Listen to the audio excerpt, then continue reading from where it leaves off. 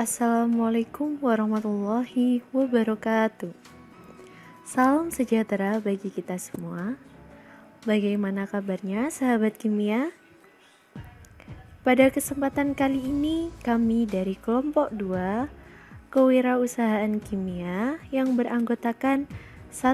Rafika Firna Hidayah, 2. Ainun Hafidatul Rizkiyah, 3. Zulfia Rifki Nabila Ash, 4. Priscilia Novia Biliana Putri. Kami akan memaparkan proposal usaha yang telah kami buat dari sebuah produk yang berjudul Cispray atau Cimbopogon Citratus Spray. Dengan tema yang kami pilih, perasan serai wangi penangkal nyamuk rumah yang membandel. Dibuat oleh UD Tetra Project yang beralamatkan di Jalan Tamban Sodo, nomor 20, RT 2, RW 1, Dusun Kerajaan Desa Tamban, Kecamatan Pakel, Kabupaten Tulung Agung, Jawa Timur. Poin yang pertama yaitu latar belakang kegiatan usaha. Dalam berwirausaha, tentunya skill utama yang harus dipersiapkan adalah kreativitas. Tujuannya yaitu untuk membuat suatu produk yang berasal dari bahan tak bernilai menjadi barang yang berdaya guna dan bernilai tinggi. Selain itu, kreativitas dan pemikiran inovatif dalam berwirausaha juga sangat berguna untuk mengembangkan atau pembaruan produk yang telah dibuat dengan menyesuaikan kebutuhan dari konsumen sehingga dapat mempertahankan usaha dan terhindar dari kebangkrutan. Pada kali ini kami memilih tumbuhan serai, di mana tumbuhan serai itu merupakan anggota dari rumput-rumputan yang tumbuh secara liar. Tumbuhan ini dimanfaatkan sebagai bumbu dapur untuk memberi aroma segar pada masakan. Serai dapat diolah dengan penyulingan menjadi minyak serai yang dapat digunakan untuk mengusir nyamuk. Tumbuhan serai mengandung citronella yang tidak disukai oleh nyamuk dan serangga lainnya, sehingga tumbuhan serai ini dapat digunakan sebagai campuran obat nyamuk bakar, lotion, maupun spray. Banyaknya tumbuhan serai yang tumbuh di sekitar pekarangan rumah memotivasi kami untuk memanfaatkannya menjadi barang yang bernilai guna, sehingga dapat menambah pundi-pundi rupiah kami di masa pandemi seperti ini. Dengan proses pembuatan obat nyamuk atau spray yang tidak terlalu sulit dan tidak memakan banyak waktu, namun produk ini sangat berguna dan banyak diperlukan masyarakat, sehingga berwirausaha dengan bahan tumbuhan serai dapat memberikan omset yang cukup menguntungkan. Lalu bagaimana dengan proses pembuatannya? Jadi, spray dari tumbuhan serai ini melalui proses ekstraksi minyak atsiri serai dengan sistem penyulingan uap dan air. Pemilihan sistem penyulingan ini dikarenakan bahan yang digunakan berupa daun dan batang sehingga minyak atsiri yang dihasilkan lebih banyak dengan waktu penyulingan lebih singkat. Bahan yang akan disuling dipotong-potong terlebih dahulu dengan tujuan untuk mempermudah pelepasan minyak atsiri setelah bahan tersebut ditembus oleh uap.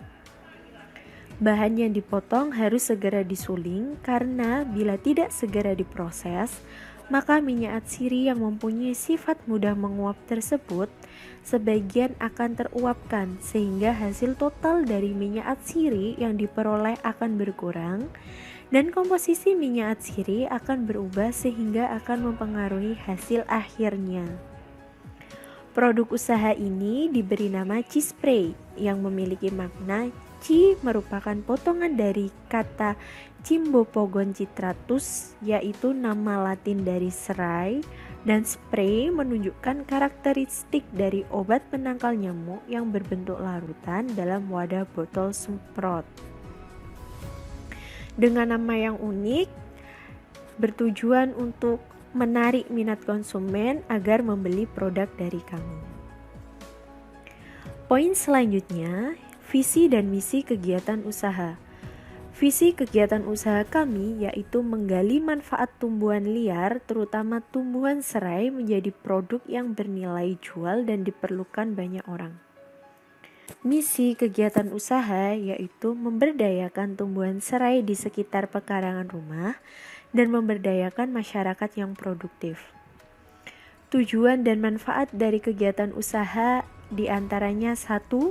Menciptakan lapangan kerja baru, memperoleh penghasilan sendiri, menambah pemasukan dan mengurangi beban pengeluaran keluarga, mengisi waktu luang dengan kegiatan produksi, memanfaatkan tumbuhan liar yang kurang berguna menjadi produk yang diperlukan sehari-hari. Selanjutnya, analisis rencana usaha. Poin yang pertama yaitu profil produk. Profil produk dari Cispray yaitu adalah serai, termasuk tanaman yang biasa digunakan dalam memasak yang memberikan aroma serta rasa rempah yang sangat disukai oleh masyarakat di Indonesia. Selain itu, tumbuhan serai sangat baik untuk hidup di negara tropis seperti Indonesia ini, sehingga tumbuhan serai sangat berlimpah ruah. Tumbuhan serai juga dapat digunakan sebagai toga, tanaman obat keluarga yang bermanfaat sebagai pencegah kanker, obat gangguan pencernaan, sebagai detoksifikasi, serta dapat menurunkan tekanan darah sehingga masyarakat Indonesia banyak membudayakan tanaman serai. Cispray yang berarti Cibopokon citratus merupakan produk olahan dari ekstrak serai yang dipercayai dapat mengusir nyamuk, di mana aroma terapi yang ditimbulkan oleh serai juga dapat merelaksasikan tubuh. Sehingga produk yang akan kami buat ini ampuh untuk mengusir nyamuk, juga aman untuk manusia. Selanjutnya akan dijelaskan tentang landasan teori pada produk kami. Serai yang merupakan tumbuhan rempah-rempah yang biasa digunakan dalam masakan dan juga dapat digolongkan pada tumbuhan obat keluarga atau toga, memiliki banyak kandungan manfaat. Karena pada kandungan serai terdapat citronellal, citronellol, dan geraniol yang merupakan bahan aktif yang tidak disukai dan sangat dihindari oleh serangga. Hasil penyulingan dari serai wangi menghasilkan geraniol dan citronellal yang dapat digunakan untuk menghalau nyamuk, sehingga nyamuk menjadi tidak suka. Senyawa CO2 yang dihasilkan oleh kelenjar pada kulit manusia dapat dideteksi nyamuk melalui penciuman dan penglihatan. Aroma dari daun dan tangkai serai wangi mengandung silika yang merupakan timbulnya dedikasi atau keluarnya cairan dari tubuh serangga secara terus-menerus. Lalu, strategi pemasaran yang akan kami gunakan yaitu melalui media sosial dan marketplace. Media sosial yang kami jangkau yaitu Instagram, Facebook, dan WhatsApp. Mengapa kami menggunakan media sosial ini? Karena media sosial ini memiliki pengguna yang cukup banyak dan beragam, sehingga dapat dijangkau oleh berbagai kalangan. Media sosial juga memiliki banyak fitur untuk memamerkan produk kami berupa foto produk dan deskripsi singkat tentang produk kami.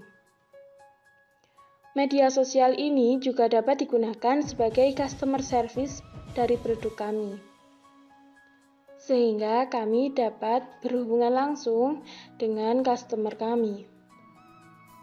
Selanjutnya yaitu marketplace.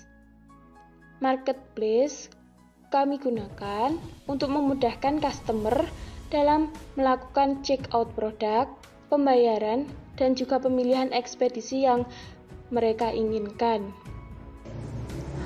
Ada analisis SWOT, ada faktor internal dan faktor eksternal.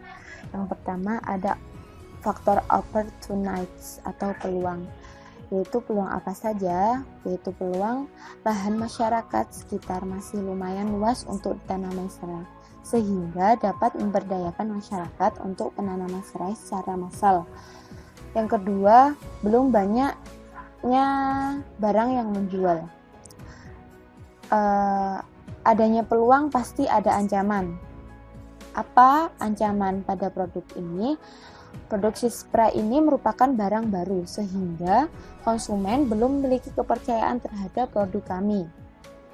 Adanya ancaman pasti kami akan mencari strength atau kekuatan. Yaitu kekuatan apa? Kekuatan yang pertama, cheese fry ini berasal dari ekstrak serai yang mudah didapatkan. Pasti mudah banget didapatkan. Kemudian teknologi pemasaran produk. Teknologi pemasaran produk kami sangatlah mudah. Setelah itu pengolahannya tidaklah rumit. Kemudian ada strategi SO. Pada produk kami ada strategi SO dan ada strategi ST. Pada strategi SO, yang pertama, pemberdayaan masyarakat sekitar untuk menanami serai di sekitar perkarangan rumah. Kemudian melakukan inovasi dan pengembangan produk serta pelayanan agar dapat bersaing dengan pesaing dalam pasar. Bagaimana dengan strategi ST? Strategi ST ini kami meyakinkan konsumen pada produk cheese fry melalui media sosial seperti IG atau via WhatsApp dan lain-lain. Kemudian yang kedua, kita memberi try produk secara gratis pada teman-teman influencer sehingga produk kami dapat dipromosikan dengan mudah. Pada produk kami pastilah ada kelemahan atau weakness. Kelemahan apa? Ada 3 kelemahan di sini. Yang pertama, sistem pembuatan masih tradisional dan tenaga kerjanya masih dalam skala kecil. Kemudian waktu produksi pun terbatas dan manajemen kepengurusan usahanya masih tergolong rendah. Kemudian ada strategi WO dan ada strategi WT.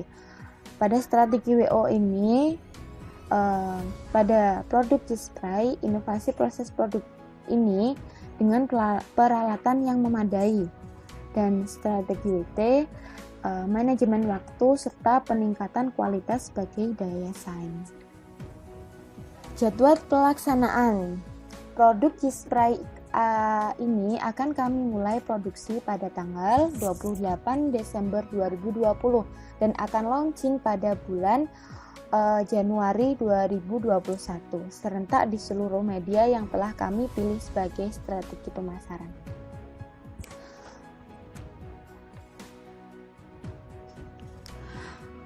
Pada proses produksi tentunya kita membutuhkan bahan baku. Bahan baku yang utama yaitu pada cheese fry ini yaitu tumbuhan serai yang ditambahkan dengan air sebagai pengencer.